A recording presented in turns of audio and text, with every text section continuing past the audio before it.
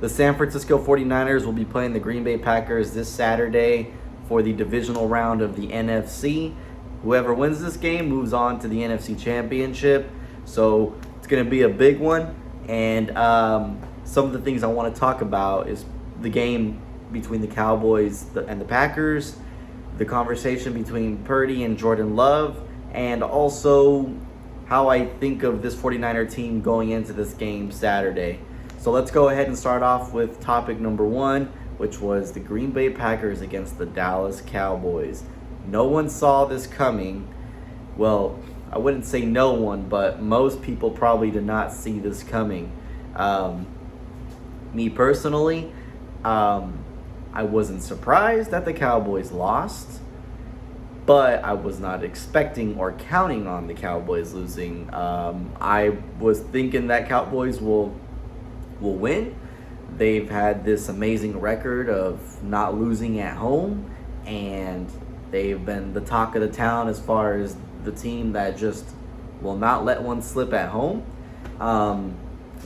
And so they had this home field advantage as the number 2 seed against the Green Bay Packers that were the 7th seed. So you just figured, hey, Cowboys are they're gonna just get it done. That they're at least good enough to get past the wild card and onto the divisional round. But that's not what happened. The Green Bay showed up in their home, punked them, slapped them around, and basically said, no, not so fast, Cowboys. We're going to go ahead and win this. So what do I think about this game? So I'm not going to go into numbers and data and stuff. I didn't dig up that information for you guys. There's plenty of other people on YouTube that I'm sure dive into those sorts of numbers. But I just want to talk about, as a whole, the game, how I think the mindset was going into it.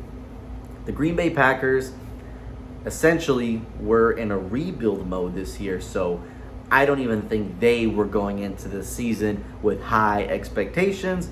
But of course, whether you're in a rebuild mode or not, you're still going to go out there and fight for a chance to win it all at the end of the day. But being the Green Bay Packers this season, no one had high expectations for you. You barely skated into the playoffs as the 7th seed. As you know, it was a very tight window between them, the Seahawks, and I think the Saints as well, who would get that 7th seed, and ended up being the Green Bay Packers. So I think one of the things that really went against Dallas was, I think they went up against a Green Bay team that played with a free mind, no expectation kind of game. We're going to go out there and give it our best, but we're just going to go ahead and just play with pretty much no weight on our shoulders because we're not even supposed to be here this year anyways, right? I think that was kind of the mindset going into that. And sometimes playing against a football team with that mindset in the playoffs can be really dangerous because they're going to end up doing things that maybe you typically wouldn't expect them to do because it could be too risky, but then it pays off, right? Jordan Love was throwing that ball all over the place, but that's a different story as far as how Cowboys were playing defensively. But on the flip side, I think we're also looking at a Cowboys team that took this Packers team not that serious as far as preparation goes, as far as what their mentality was stepping into the field to compete against them, because they looked flat-footed, they looked like they were asleep, and they looked like they just weren't, really showing up to win that day. Now, all credit to Green Bay. I mean, I'm sure it was like what they did was still it was still a big deal. So let's not assume that the Packers just walked in there not prepared. Of course they did, but the Cowboys look like they might have taken this game a little too much for granted, thinking that Packers might have been an easy opponent. Now, hats off to Green Bay. They got it done. They whipped them around, and they moved on. So I think that's something to say about the Green Bay and to look out for. Jordan Love had a big game. As we know, Jordan Love is talked about a lot in the sports media. That's something we'll go ahead and dive into next here.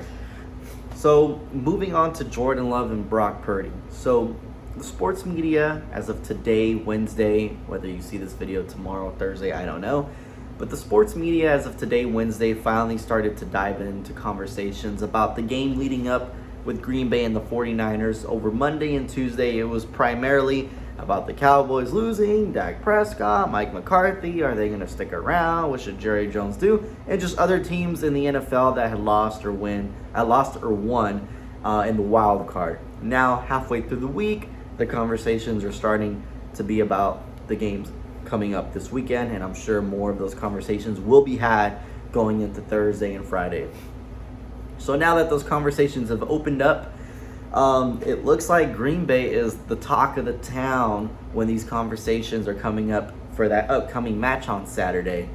Jordan Love, he seems to be the main topic in those conversations, while you're not hearing so much about Brock Purdy. Now, what Jordan Love has done to get this team into the playoffs is fantastic. I think Jordan Love has been playing great. He's had some questionable games. He's had some great games throughout the season, but nevertheless, he got this team into the playoffs, so give him credit for that. But it seems like after what they did to the Dallas Cowboys, it seems as some of the media may have put Jordan Love on a whole nother tier. Do I think that's right? Well, go ahead, give him his credit, but I don't think that's really necessary. It seems like they're looking at Jordan Love as this like breakout quarterback, like, hey, so this is it. He is the franchise quarterback for this team. Like, they're gonna stick with him. Well, let's pump the brakes a little bit. Yes, they beat the Cowboys at their home, but let's not forget the Cowboys are a team that fall flat in the playoffs year after year. And I'm not saying that the worst team in the league can go into Jerry's world in the wild card round and beat them too. But at this rate, how often they fall flat in the playoffs, it makes you wonder. They probably could. So I don't know what it is with that team not showing up for the playoffs. They just seem to not have that spark. They just seem to get outmatched every time when the games matter most. So Green Bay took advantage, but the San Francisco 49ers are not the Green Bay Packers. So with these conversations around Jordan Love, it's great and all, but I think they're setting the expectation way too high despite what he did to the Cowboys. Let's not forget, the 49ers are not the Cowboys. Now, as far as Brock Purdy goes, the discussions aren't really there about him.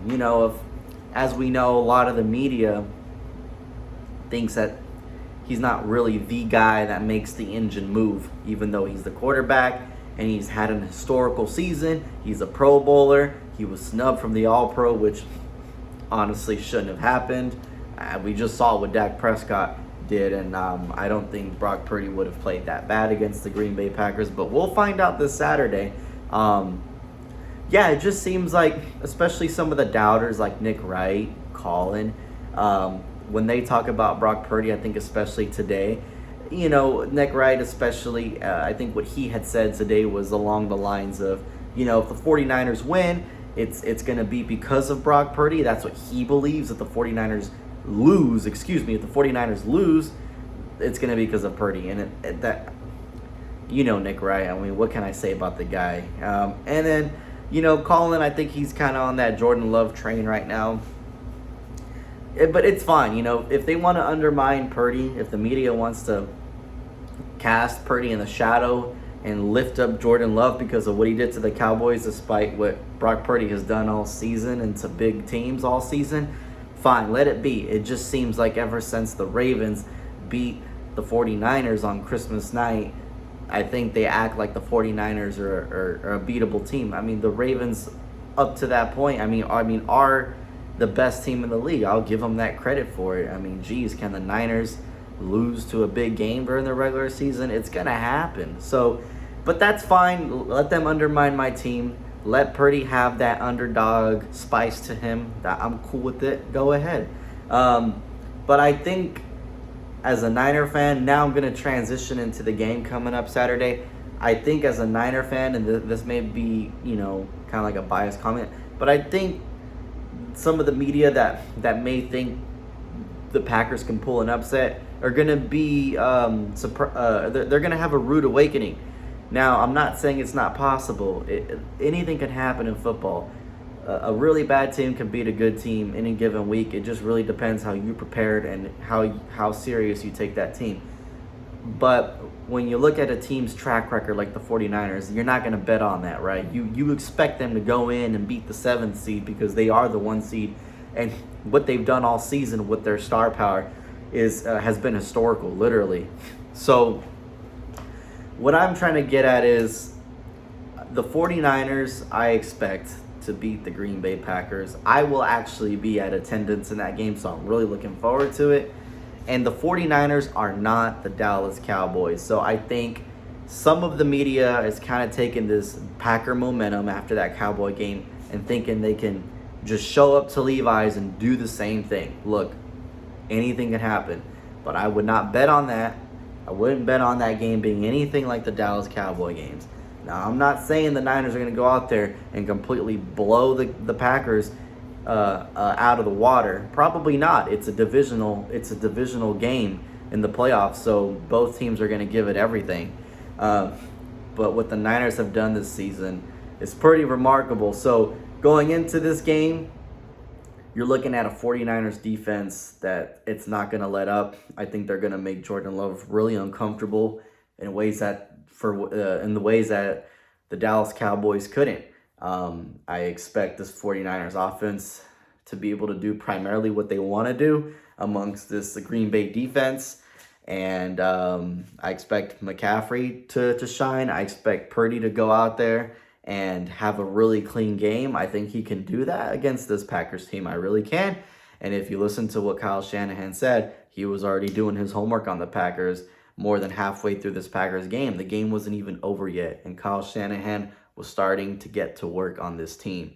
So that just tells you the preparation that this team is putting in for this game, and they will not underestimate the Green Bay Packers like the Dallas Cowboys probably did.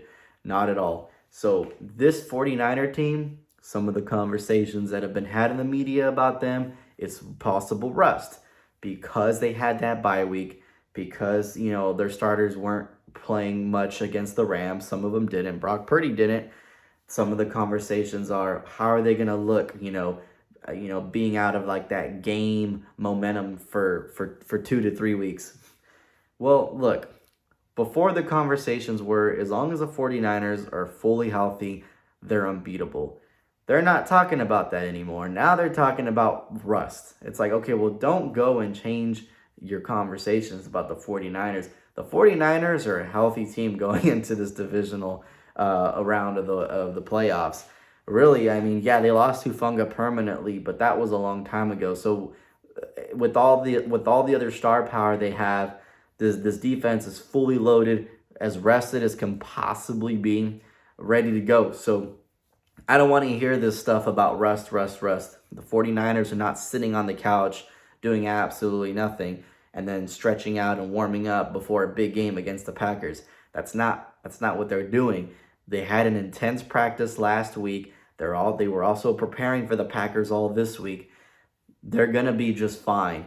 And I get it.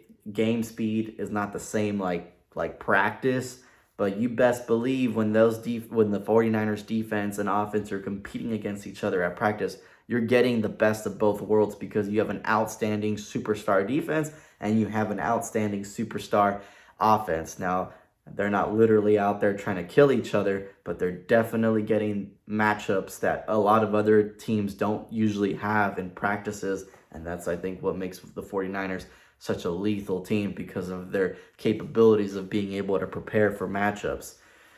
So I'm not worried about rust, but look out for it. The media is going to talk about rust, but they should talk about more how this 49er team is fully healthy. And for that reason, and probably that reason alone, that's all you need to tell you that this 49ers should have the competitive edge. Now, Vegas does have them favorites by 9 points. So Vegas knows what they're talking about when it comes to money. But as far as the media goes, you have some of them, such as the Nick Wrights, the Collins. I forget his name. He's on Speak. He used to play for the Packers. Forgive me. I'm terrible with names. You got some people along those lines that aren't the biggest Niner supporters or fans. So they're trying to talk it up like or try to talk it up like Green Bay might pull an upset. Don't be surprised. Niners need to watch out. It's like, look, pump your brakes. Like, the Niners are going to be prepared. The Niners are not going to underestimate this Green Bay team. I know they're not. These players have been through too much and have been too close to the Super Bowl. They're not going to let the Green Bay Packers get in their way. And what I mean by that is they will do their homework. And, well, they have been doing their homework, and they have been preparing for this team. They're not taking anyone for granted, and they're going to go out there and perform. So the media can talk up Jordan Love all they want and continue to cast Purdy in the shadows, and they can give Green Bay the competitive edge all they want. That's not all the sports media. A lot of them, I mean, look, they pretty much, a lot of them, most of them do bet on the Niners winning this game. And I'm not saying it should be all Niner this, Niner that. But the Niners are not the Cowboys, like I said 50 times in this video already. So that's pretty much what I wanted to discuss. We talked about that Dallas Cowboy Green Bay game. And then we talked about how the conversations have been had on the media about Jordan Love, how they hyped him up a lot because of what he did to Green Bay, and not so much talking about Brock Purdy and thinking that he could be the reason why they messed this up, which I seriously doubt. And then the game itself against the Green Bay Packers and the 49ers. I will be at that game. I can't be any more excited. I'm sure I'll make another video before that game. Probably even give my score prediction probably by Friday if I make a video then. Anyways, guys, let me know what you think leading up to this game. Let me know if you got the Packers or the 49ers and how you think this game might play out. And I'll see you guys in the next one.